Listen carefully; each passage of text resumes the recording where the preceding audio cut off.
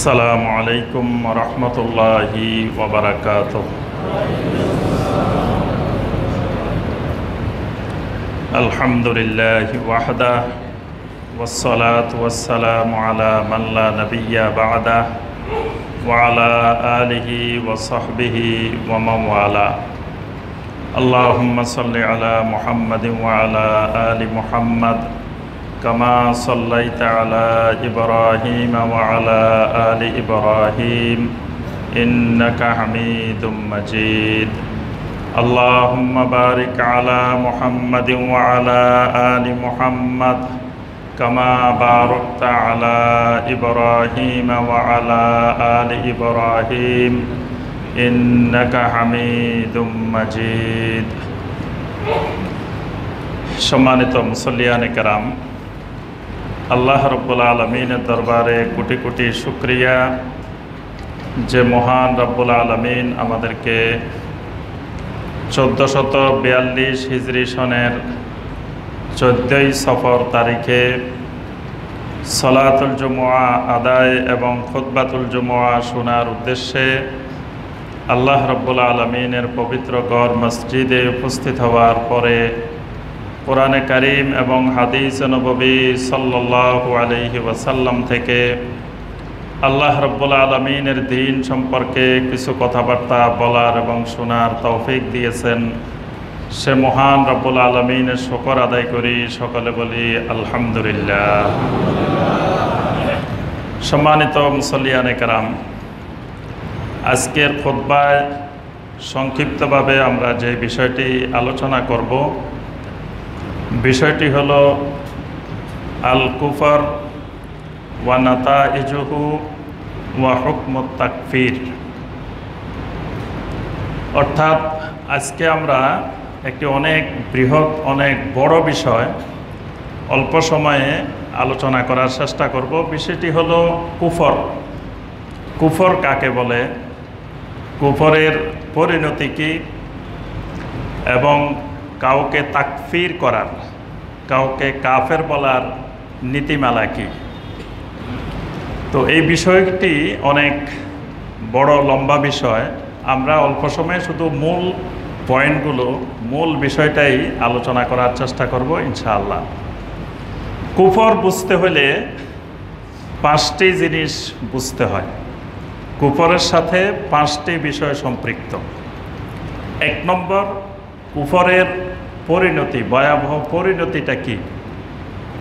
2 নম্বর, কুফর কাকে বলে, কুফর কি জিনিস, কুফরের পরিচয়। 3 নম্বর, কুফর কত প্রকার। 4 নম্বর, সমাজে বহুল প্রচলিত যে কুফরগুলো রয়েছে, এই কুফরগুলো।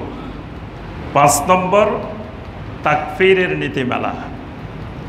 অর্থাৎ কোনো মুসলিমকে কাফির বলতে হলে কোন নীতিমালা অনুসরণ করতে হয়, কোনো মুসলিমকে কাফের বলা যায় কি না, এই 5টি বিষয় কুফরের সাথে সম্পৃক্ত।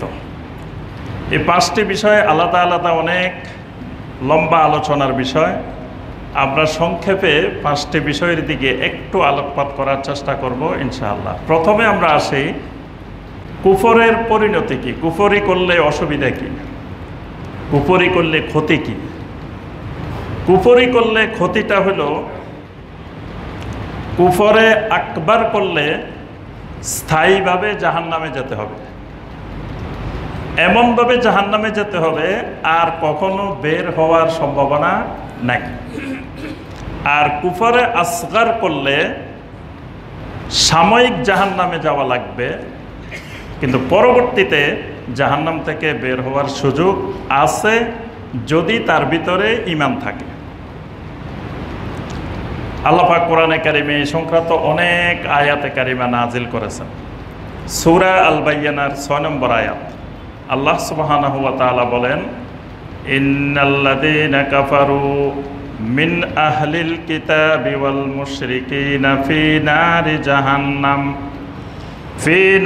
জাহান্নাম খালিদিনা ফিহা উলাইকা হুম শাররুল বারিয়াহ। আহলে কিতাবদের থেকে, মুশরিকদের থেকে অর্থাৎ যে কোনো মানুষ যদি কুফরি করে তার পরিণতি হলো ফি নারে জাহান্নাম, তাকে জাহান্নামের যেতেই হবে, খালিদিনা ফিহা, এবং সেখানে স্থায়ীভাবে ওই জাহান্নামে তাকে অবস্থান করতে হবে। নাউযুবিল্লাহ। উলাইকা হুম শাররুল বারিয়া, এবং এরা হলো সৃষ্টির মধ্যে সবচাইতে নিকৃষ্ট সৃষ্টি। যারা কুফরি করে এরা আল্লাহর জমিনে সবচাইতে নিকৃষ্ট প্রাণী, নিকৃষ্ট জীব। কুফরির দ্বারা সমস্ত আমল নষ্ট হয়ে যায়। অর্থাৎ একজন মানুষ জীবনে যা আমল করলো, যদি কুফরি করে তার সব আমল ওই কুফরির কারণে নষ্ট হয়ে যায়, কোনো আমলেই তার থাকে না। সূরা আল মায়েদার 5 নম্বর আয়াত আল্লাহ সুবহানাহু ওয়া তাআলা বলেন, ওয়ামাই ইয়াকফুর বিল ঈমানি ফাকাদ হাবিতা আমালুহু ওয়া হুয়া ফিল আখিরাতি মিনাল খাসিরিন। ওয়ামাই ইয়াকফুর বিল ঈমান, যে ব্যক্তি ঈমান আনার পরে ঈমানের সাথে কুফরিও করলো, যে আগেই কাফের, ঈমানে আনে নাই, তার তো কোনো আমলের হিসাব নিকাশ নেই। তার আমল বরবাদ হবে কি, তার আমল গ্রহণ হবে কি, তার তো কোনো আমলেরই গ্রহণেরও প্রশ্ন নাই, নষ্ট হওয়ারও প্রশ্ন নেই। নষ্ট হওয়ার প্রশ্ন হলো যারা ঈমান এনেছে। এই জন্য আল্লাহ সুবহানাহু ওয়া তাআলা ওয়ামাই ইয়াকফুর বিল ঈমান, ঈমানের কথা বলছে যে ঈমান আনার পরে যারা কুফরি করবে, ফাকাদ হাবিতা আমালুহু, তার সকল আমল নষ্ট হয়ে যাবে, সব আমল বরবাদ। ওয়া হুয়া ফিল আখিরাতি মিনাল খাসিরিন, আখিরাতে লোকটা ক্ষতিগ্রস্তদের অন্তর্ভুক্ত হয়ে যাবে। অনেক তার আমল ছিল, কিন্তু কুফরি করার কারণে তার সব আমল নষ্ট হয়ে গেছে। আখিরাতে গিয়ে দেখা যাবে কিছুই নেই, খালি হাতে, শূন্য হাতে উঠবে লোকটা। এরকম কুফরির ক্ষতিকর দিক আল্লাহ পাক অসংখ্য আয়াত, কোরআনে কারিমে অগণিত আয়াতে আল্লাহ রাব্বুল আলামিন কুফরির ক্ষতিকর দিক বর্ণনা করেছে। এবার আমরা আসি কুফর কি জিনিস, কুফর কাকে বলে, কুফরের পরিচয় কি। কুফরটা হলো জিদ্দুল ঈমান, ঈমানের বিপরীত কুফর। কারো ভিতরে হয় ঈমান আছে অথবা কুফর আছে, ঈমান নাই কুফরি আছে, কুফরি আছে ঈমান নাই, একটা আরেকটার বিপরীত। যেমন তাওহীদের বিপরীত শিরক, শিরকের বিপরীত তাওহীদ, সুন্নতের বিপরীত বেদাত, বেদাতের বিপরীত সুন্নত। ঠিক একই রকম ঈমানের বিপরীত কুফর, কুফরের বিপরীত ঈমান। ঈমানের যেই আরকান, ঈমানের যেই রোকনগুলো, এই ঈমানের রোকনগুলোর মধ্য থেকে কোনো একটি রোকনের প্রতি কারো যদি অসম্মতি থাকে, অস্বীকৃতি থাকে, বা যথাযথ ঈমান না থাকে, আল্লাহ পাকের তাওহীদের ক্ষেত্রে, নবী সাল্লাল্লাহু আলাইহি সাল্লামের রাসালাতের ক্ষেত্রে ঈমানের ব্যাপারে যদি কারো কোনো ধরনের অস্বীকৃতি থাকে, এটাকে কোরআন সুন্নাহর ভাষায় বলা হয় কুফর। তাহলে তিনটা কথা বলছি, তিনটা জিনিস মনে রাখতে হবে। একটা হলো তাওহীদের ব্যাপারে, আল্লাহর একত্ববাদের ব্যাপারে যথাযথ ঈমান না আনা। ঈমান আনতেও পারে, আল্লাহ পাকের তাওহীদের অনেক বিষয় কিন্তু কাফেররা ঈমান আনত। যেমন কাফেররা আল্লাহকে সৃষ্টিকর্তা মানত, তারপরেও কাফের। কাফেররা আল্লাহ সুবহানাহু ওয়া তাআলাকে রিজিক দাতা মানত, তাও তারা কাফের। কাফেররা আল্লাহ সুবহানাহু ওয়া তাআলাকে পৃথিবীর সব কিছুর পরিচালনাকারী মানত, তাও তারা কাফের। অর্থাৎ পুরোপুরি তাওহীদের উপরে ঈমান আনা নাই, তাওহীদের কিছু অংশের উপরে ঈমান এনেছে, কিছু অংশের উপরে ঈমান আনে নাই। তাহলে তাওহীদের উপরে যথাযথ ঈমান, তাওহীদের উপরে যেভাবে ঈমান আনা দরকার সেভাবে ঈমান না আনাটাই কুফর। ঠিক নবী সাল্লাল্লাহু আলাইহি সাল্লামের রাসালাতের উপরে যেভাবে ঈমান আনা দরকার, নবী সাল্লাল্লাহু আলাইহি সাল্লাম যে আল্লাহর রাসূল, এটা কিন্তু অনেক কাফেরই জানতো। তাদের অন্তরে শতভাগ বিশ্বাস ছিল উনি আল্লাহর রাসূল, কিন্তু তারপরেও কাফের। যেমন আবু তালেব, আবু তালেব শতভাগ নিশ্চিত ছিল যে আল্লাহ রাসূল সাল্লাল্লাহু আলাইহি সাল্লাম আল্লাহর নবী। তাহলে নবী সাল্লাল্লাহু আলাইহি সাল্লামের উপরে তো তার এক ধরনের ঈমান ছিল, তারপরেও সে কাফের। আল্লাহ পাক কোরআনে কারীমের মধ্যে বলছেন যে তারা আমার নবীকে এমনভাবে চিনে কামা ইয়ারিফুনা আবনাআহুম, যেমনভাবে তারা তাদের সন্তানদেরকে চিনে। এরকম অনেক কাফের নবী সাল্লাল্লাহু আলাইহি ওয়াসাল্লামকে চিনেছে, দেখেছে, কিন্তু তারপরেও কাফের, অর্থাৎ নবী সাল্লাল্লাহু আলাইহি সাল্লামের উপরে যেভাবে ঈমান আনা দরকার ছিল সেইভাবে ঈমান আনে নাই।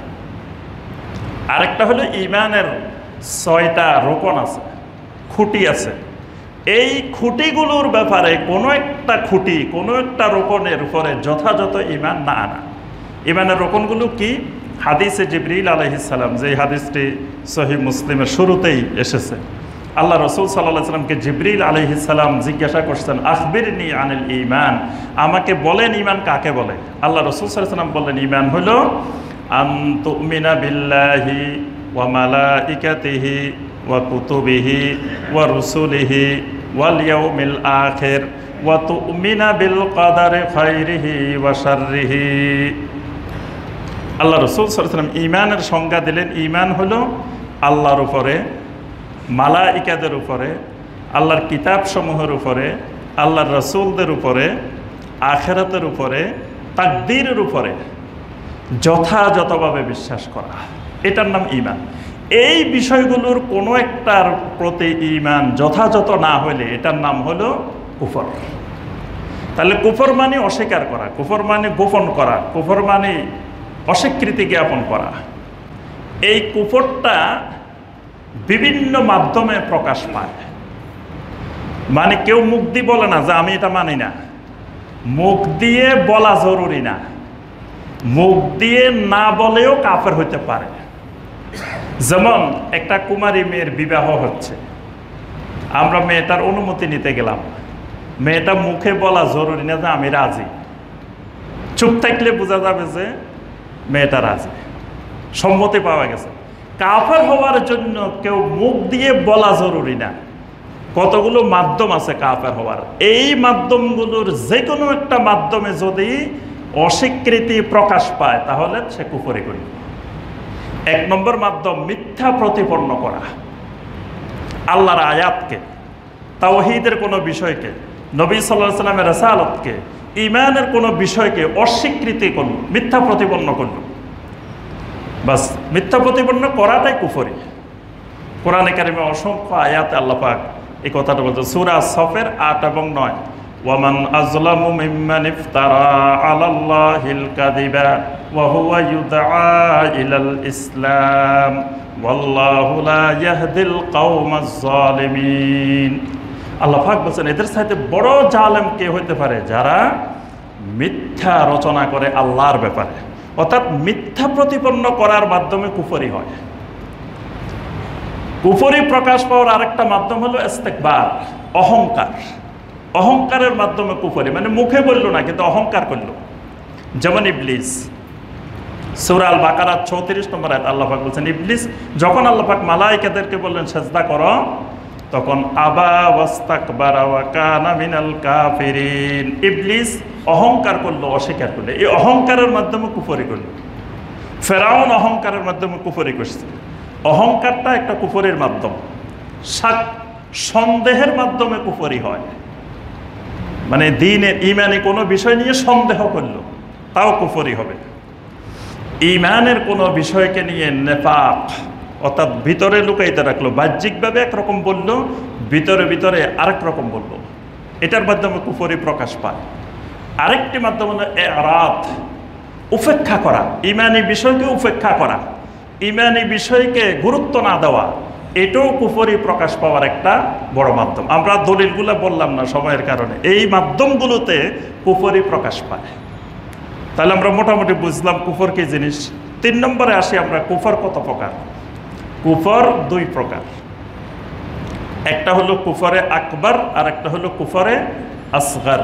কুফরে আকবার হলো যেই কুফরির কারণে একজন মানুষ ঈমান থেকে বের হয়ে যায়, মুমিন থাকে না, মুসলিম থাকে না, এবং স্থায়ীভাবে জাহান্নাম তার জন্য নির্ধারণ হয়ে যায়। এইরকম কুফরগুলো করলে এটার নাম কুফরে আকবার।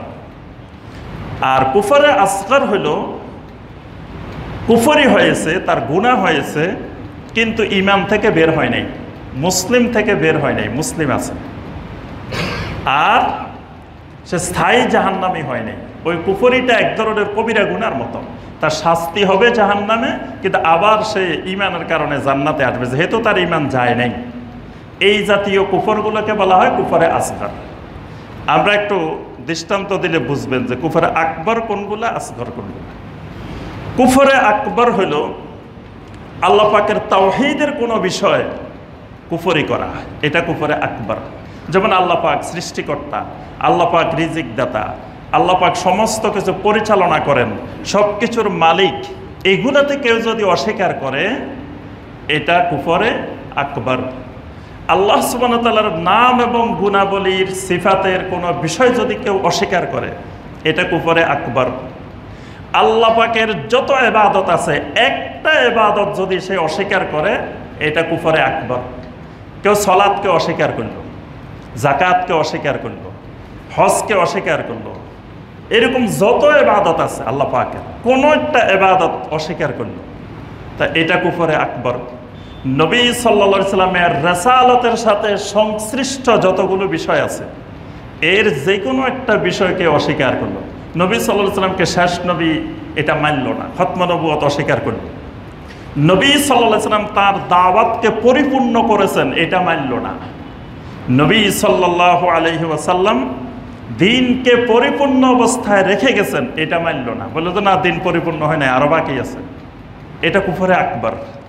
এরকম রিসালাতের সাথে সংশ্লিষ্ট যত বিষয় আছে নবী সাল্লাল্লাহু আলাইহি সাল্লামের কোনো একটা সুন্নতকে অস্বীকৃতি দিল, এই জাতীয়গুলা কুফরে আকবর। এরপরে কুফরে আকবর হলো রেদা ওয়াল বারাআর ক্ষেত্রে কাফের মুশরিকদের সাথে বন্ধুত্ব করলো, ওয়ালা কায়েম করলো, এটা কুফরে আকবর। তারপরে ইসলামের আইন কানুনের চাইতে, কোরআন সুন্নাহর আইন কানুনের চাইতে তাগুতের আইন কানুনকে সুন্দর মনে করলো, ভালো মনে করলো। তাগুত অর্থাৎ আল্লাহ এবং রাসূলের বিধিবিধানের বাহিরে যে সমস্ত আইন কানুন তৈরি করা হয়েছে এগুলোকে বলা হয় তাগুতের আইন। এই তাগুতের কোনো আইন, তাগুতের কোনো বিধানকে আল্লাহ এবং আল্লাহ রসুলের আইনের চাইতে, বিধানের চাইতে বেশি সুন্দর মনে করলো, এটা কুফরে আকবর। এজন্য আল্লাহ পাক সূরা আল মায়েদার ৪৪ নম্বর আয়াতে স্পষ্ট করে বলছেন, ওয়ামান লাম ইয়াহকুম বিমা আনজালাল্লাহু ফাউলাইকা হুমুল কাফিরুন। আল্লাহর নাজিলকৃত বিধান অনুযায়ী যারা ফয়সালা করে না তারা কাফের। এখানে আল্লাহর নাজিলকৃত বিধান বলতে কোরআন এবং সুন্নাহ দুটেই আল্লাহর নাজিলকৃত বিধান। এইটাকে যারা যুগোপযোগী মনে করে না বা এটা মানবতার জন্য সবচেয়ে বেশি কল্যাণকর মনে করে না, এটা মানবতার জন্য সবচেয়ে বেশি উপযোগী, বর্তমান সময়ের জন্য কিয়ামত পর্যন্ত সবচেয়ে বেশি উপযোগী এটা মনে করে না, এটা কুফরে আকবর। আর কুফরে আসগর কোনগুলো? কুফরে আসগর হইল যেই কুফরগুলো কাফার মানে ইসলাম থেকে বের করে না, ইমান থেকে বের করে না। যেমন আল্লাহ পাক বলছেন, ফাযকুরুনি আযকুরকুম ওয়াশকুরু লি ওয়ালা তাকফুরুন। শুকর করো, কুফরি করিও না। তাহলে শুকর না করাটাও কুফরি। আল্লাহর কোনো নিয়ামতে শুকর গুজার করলাম না, এটাও কুফরি, কিন্তু এই কুফরিটা ছোট কুফরি। তারপরে কোন মুসলিমকে মুসলিমের সাথে লড়াই করা, সাবাবুল মুসলিমে ফুসুকুন ওয়া কিতালুহু কুফরুন, এই কুফরটা ছোট কুফর। এরকম অনেকগুলো কুফর আছে, এগুলো ছোট কুফর, এগুলো এক ধরনের গুনাহ, কবিরা গুনাহ। চতুর্থ বিষয় যেটি সমাজে বহুল প্রচলিত কুফর, অনেকে আবার কুফর চিনেন না, কুফর ধরতে পারেন না কোনগুলা কুফর। তো এজন্য সমাজে যে কুফরগুলো বেশি প্রচলিত এগুলো অনেক, অসংখ্য কুফর মুসলিম সমাজে প্রচলিত, মানে আমরা এগুলো আলোচনা করলে অনেক দীর্ঘ সময়ের দরকার। সমাজে প্রচলিত কুফরগুলো, তন্মধ্যে গুরুত্বপূর্ণ কয়েকটা কুফর শুধু আমরা একটু ইঙ্গিত দিচ্ছি যে এই বিষয়টাও জানা দরকার। সমাজে বহুল প্রচলিত কুফর, বহুল প্রচলিত কুফরের মধ্যে এক নম্বর কুফর হল আল্লাহ সুবহানাহু ওয়া তাআলার মুকাররাবিন হওয়ার জন্য, নিকটবর্তী হওয়ার জন্য, অথবা কিয়ামতের ময়দানে শাফাআত পাওয়ার জন্য, সুপারিশ পাওয়ার জন্য আল্লাহ এবং বান্দার মাঝখানে একজন মধ্যস্থতাকারী নির্ধারণ করা, এটা কুফরি। কথাগুলো ভালো করে বুঝবেন।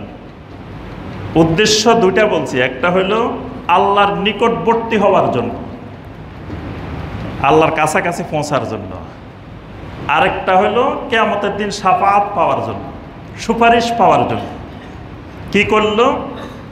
আল্লাহ এবং বান্দার মাঝখানে একজন মধ্যস্থতাকারী নির্ধারণ করলো।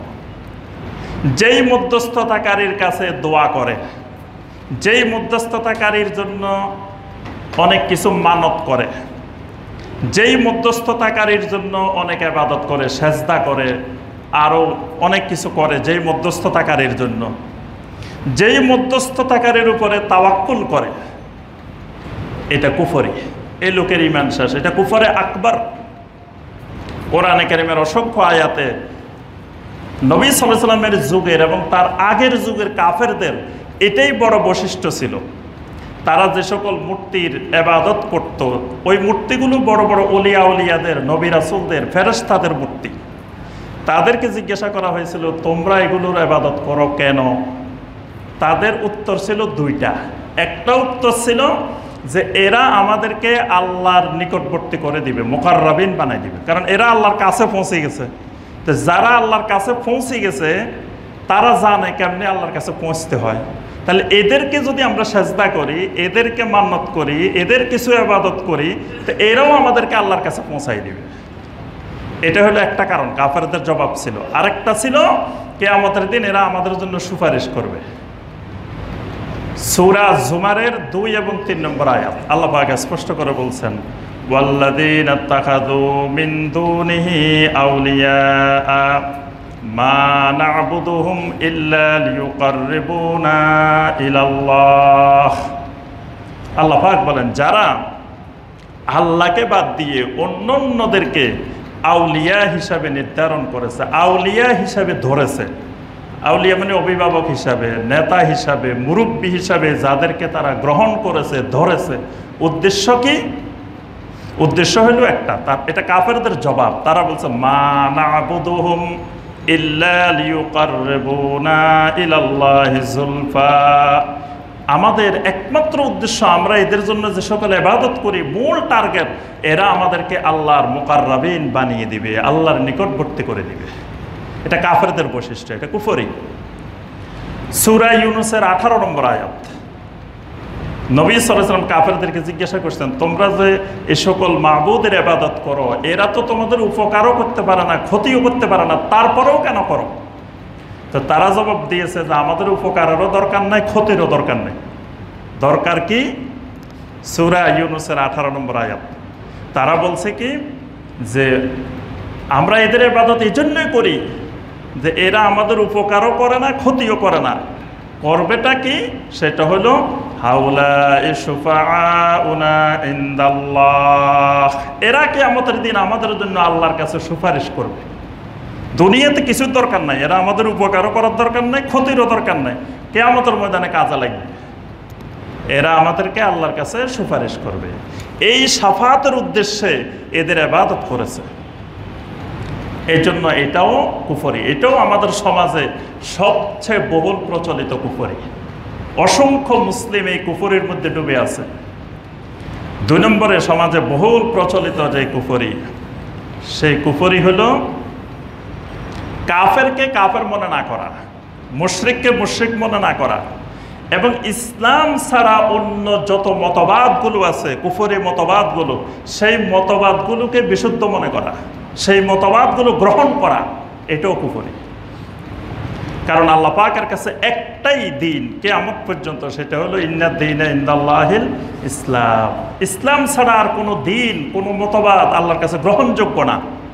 কিন্তু সমাজের অসংখ্য মানুষ, অগণিত মানুষ এই কুফরির মধ্যে নিমজ্জিত, যে ইসলাম ছাড়া অন্যান্য মতবাদগুলোকে গ্রহণ করেছে। এটাও বড় একটা সমাজে বহুল প্রচলিত কুফর। সমাজে বহুল প্রচলিত কুফর হলো নবী সাল্লাল্লাহু আলাইহি সাল্লামের সুন্নতের চাইতে, আদর্শের চাইতে অন্য মানুষের আদর্শকে উত্তম মনে করা, ভালো মনে করা। দেখবেন মুসলিম যদি জিজ্ঞাসা করেন যে পৃথিবী থেকে বর্ণবাদ উৎখাত করছে কে, বলেন তো দেখি। তা একজন মুসলিমকে আপনি জিজ্ঞাসা করে দেখবেন, সে বলবে যে আফ্রিকার নেলসন ম্যান্ডেলা। অথচ পৃথিবী থেকে বর্ণবাদ উৎখাত করেছেন মুহাম্মদ রাসূলুল্লাহ সাল্লাল্লাহু আলাইহি ওয়াসাল্লাম, তারও অনেক আগে, আরো শত শত বছর আগে। যেই মসজিদে আল্লাহ রসুল সাল্লাল্লাহু আলাইহি ওয়াসাল্লাম ইমাম, সেই মসজিদের মুয়াজ্জিন একটা কালো মানুষ, বেলাল রাদিয়াল্লাহু তাআলা, হাবশী মানুষ, আফ্রিকার মানুষ, যেখানে কোনো বর্ণবাদ স্থান পায় নাই। নবী সাল্লাল্লাহু আলাইহি ওয়াসাল্লামের সাহাবীদের মধ্যে সাদা কালোর কোনো পার্থক্য ছিল না। বিদায় হজের ভাষণে আল্লাহ রাসূল সাল্লাল্লাহু আলাইহি ওয়াসাল্লাম স্পষ্ট করে দিয়েছেন, সাদার উপরে কালোর, কালোর উপরে সাদার কোনো পার্থক্য নাই, আরবের উপরে আজম, আজমের উপরে আরবের কোনো প্রাধান্য নাই। সেদিন চিরতরে উৎখাত করেছে, কিন্তু তারপরেও মুসলিম বলে যে অমুকে করছে তমুকে করছে, আল্লাহ রসুলের কথা বলে না।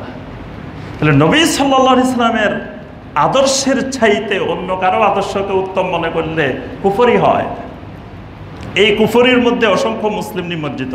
একটা উদাহরণ দিলাম, আরও এরকম অসংখ্য উদাহরণ আছে। জাদু করা কুফরি, এই কুফরির মধ্যে অনেক মুসলিম জড়িত আছে। জাদু করে, জাদু টোনার ব্যবসা করে, জাদুর সাথে জড়িত, এটাও বড় ধরনের একটা কুফরি, কুফরে আকবর। এরকম অনেকগুলা কুফরি আছে সমাজে বহুল প্রচলিত, আমরা সময়ের কারণে আর বলতেছি না। সর্বশেষ পয়েন্টটা বলে শেষ। সর্বশেষ হইল মাওয়ানিউত তাকফীর। আমরা বর্তমানে দেখি এক শ্রেণীর লোক কাফেরকে কাফের মনে করে না, মানে বলে যে শুনো, এই যাকে তাকে কাফের বলা যাবে না, মানে অমুসলিমকেও কাফের বলা যাবে না, এইরকম এক শ্রেণীর লোক আছে।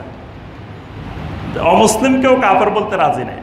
মুসলিম ছাড়া পৃথিবীতে যত ধর্মাবলম্বী আছে এক বাক্যে সবাই কাফের, কারণ তারা স্বীকৃত কাফের। তারা তো বলে নাই যে আমরা মুসলিম, তারা ঘোষণাই দিচ্ছে আমরা কাফের, কিন্তু আমরা কাফের বলতে রাজি নেই অনেকেই। এই কাফেরকে কাফের মনে না করা, মুশরিককে কাফের না মনে করা, এটাও কুফরি। যে এটা মনে করবে না তার ঈমান নাই, সেও কাফের। আরেক শ্রেণী আছে মুসলিমকে গড়ে কাফের বলে, অমুক কাফের তমুক কাফের, কথায় কথায় কাফের, কিন্তু কথায় কথায় মুসলিমকে কাফের বলা যায় না। আল্লাহ রাসূল সাল্লাল্লাহু আলাইহি ওয়াসাল্লাম স্পষ্ট বলছেন, ইজা কাফারা আখাহু, কোনো ব্যক্তি যদি তার ভাইকে কাফের বলে, কাফের ফতোয়া দেয়, ফাকাদ বাআ বিহা আহাদুহুমা, তো দুইজনের একজন কাফের হয়ে মারা যাবে। মানে আমি আরেকজনকে বললাম অমুক কাফের, সে আসলে কাফের না, তাহলে হয় আমি কাফের, না হয় সে কাফের। আমি যদি কাফের নাও হই, তা আল্লাহ আমাকে কুফরের উপরে মৃত্যু দিবে, নাউযুবিল্লাহ। কারণ আমি আরেকজনকে কাফের বললাম কেন? আল্লাহ রাসূল সাল্লাল্লাহু আলাইহি ওয়াসাল্লাম বলেন, সে যদি কাফের না হয় এটা তার দিকেই ফিরে আসবে। এই জন্য ইমাম আবু হানিফা রাহমাতুল্লাহ আলাইহি বলছেন, আমাদের আহলুস সুন্নাহ ওয়াল জামাতের আকীদা হবে ওয়ালা নুকাফিরু মুসলিমান, আমরা কখনো কোনো মুসলিমকে কাফের বলবো না। বিজামবিন মিনাজ যুনুব, কোনো গুনাহের কারণে তাকে কাফের বলবো না। ওয়া ইন কানাত কাবীরা, যদি কাবীরা গুনাহও করে তাও আমরা কাফের বলবো না। এটাই হলো আমাদের আহলুস সুন্নাহ ওয়াল জামাতের আকীদা। এখন কেউ কোনো মুসলিম সরাসরি কুফরি কথা বলে ফেলছে বা কুফরি কাজ করে ফেলছে, তাও কি তাকে কাফের বলবো না? তাকে কাফের বলতে হলে তার আগে কয়েকটা জিনিস লক্ষ্য করতে হবে। এক নম্বর জিনিস লক্ষ্য করতে হবে, সেই যে কুফরি কথাটা বলছে মুসলিম ভাই অথবা কুফরি কাজটা করছে, সে কি জাহালতের কারণে করছে কিনা, মানে মূর্খতার কারণে না জেনে করছে কিনা। হয়তো সে জানে না এটা যে কুফরি, এই জন্য করে ফেলছে। তাহলে না জেনে করে ফেললে তাকে কাফের বলা যাবে না, তাকে এলেম দিতে হবে, বলতে হবে, জানাইতে হবে যে তুমি যে কথাটা বলছো, তুমি যে কাজটা করছো, এটা কুফরি। এটা কোরআনে কারিমে অনেক আয়াতে এরকম উদাহরণ আছে। এক লোক তার সন্তানদেরকে বলে গেছে যে শোনো, আমি যে অপরাধ করছি আল্লাহ যদি আমাকে পায় এমন শাস্তি দিবে যেটা কল্পনায় করা যায় না। তো কি করবা, আমি মারা গেলে আমাকে একবার ফুড়ি জ্বালাই, ছাইগুলো বিভিন্ন জায়গায় বিচ্ছিন্নভাবে বাতাসে উড়াই দিবা, যাতে আল্লাহ আর আমাকে খুঁজে না পায়।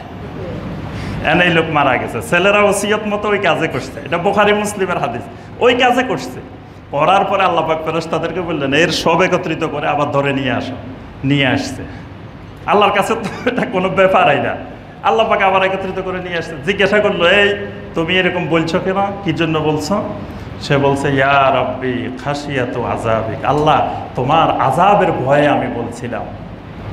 তাহলে লোকটা কথাটা বলছে কুফরি কথা, এটা কিন্তু কুফরি, যে আমাকে একবার জ্বালাই শেষ করে দিবে যাতে আল্লাহ ধরতে না পারে, এটা তো কুফরি। কিন্তু আল্লাহ পাক গাফার আল্লাহ নবী সাল্লাল্লাহু আলাইহি ওয়াসাল্লাম বলেন আল্লাহ পাক তাকে মাফ করে দিয়েছে। সুবহানাল্লাহ। কারণ এটা যে কুফরি, সে আল্লাহর আযাবের ভয়ে এই কুফরির কথাই ভুলে গেছে, এজন্য আল্লাহ পাক মাফ করে দিয়েছে। তাহলে কুফরি করেও লোকটা কাফের হয় নাই। এরকম অনেক আয়াত আছে, হাদিস আছে। আচ্ছা, আরেকটা বিষয় হলো খাতা, মানে ভুলবশত বলে ফেলছে, তার ইচ্ছা ছিল না কাজটা করার বা বলার, কিন্তু ভুলবশত কুফরি কথাটা বলে ফেলছে, কুফরি করবে, তাহলে সেও কাফের হবে না। সে পরবর্তীতে বুঝতে পারছে যে আমি এটা ভুলে বলে ফেলছি বা ভুলে করে ফেলছি। ভুলের জন্য আল্লাহ কাউকে পাকড়াও করবেন না। 3 নম্বর আল ইকরা, তাকে বাধ্য করা হয়েছে।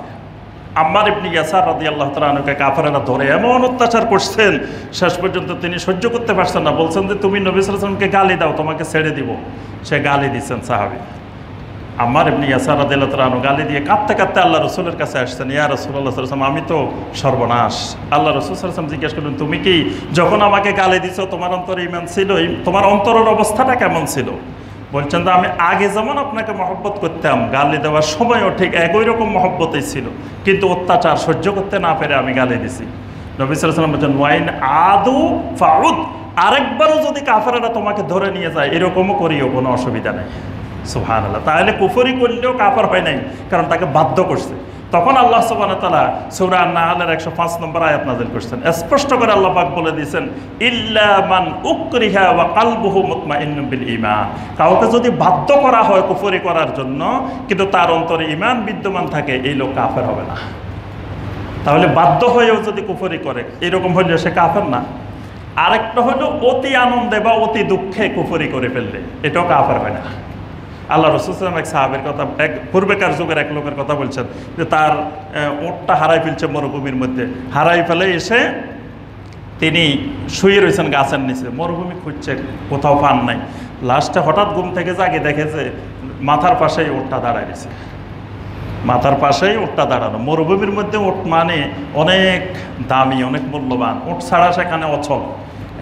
তখন উনি খুশিতে এত খুশি, বলতেছে, আল্লাহ আল্লাহুম্মা আনতা আবদি ওয়া আনা রাব্বুক, হে আল্লাহ তুমি আমার গোলাম, আমি তোমার রব। আসলে কথাটা উল্টা, যে আল্লাহ তুমি আমার রব, আমি তোমার গোলাম, কিন্তু লোকটা বলতেছে আল্লাহ তুমি আমার গোলাম, আমি তোমার রব। লোকটা কুফরি করছে, কথাটা কুফরি কথা। কিন্তু নবী সাল্লাল্লাহু আলাইহি ওয়াসাল্লাম বলেন সে মিন শিদ্দাতিল ফারহে, অধিক আনন্দের কারণে বলে ফেলছে। তাহলে এরকম অত্যাধিক আনন্দে বা অত্যাধিক দুঃখে, অত্যাধিক কষ্টে, শোকে যদি এরকম কুফরি বলে ফেলছে, করে ফেলছে, তাহলেও তার উপরে কুফরির হুকুম প্রযোজ্য হবে না। কিন্তু এগুলো সব কিছুর পরে তাকে স্পষ্ট জানানোর পরেও সে যদি আগের অবস্থায় বহাল থাকে, তখন তার উপরে ওলামায়ে কেরাম তাকফিরের ফতোয়া প্রয়োগ করবেন। এর আগ পর্যন্ত কাউকে ঢালাওভাবে কুফরি ফতোয়া দেওয়া যাবে না। আল্লাহ রাব্বুল আলামিন আমাদের সবাইকে কুফরি সম্পর্কে জানার, বুঝার এবং কুফরি থেকে দূরে থাকার আল্লাহ পাক আমাদেরকে তৌফিক দান করুন।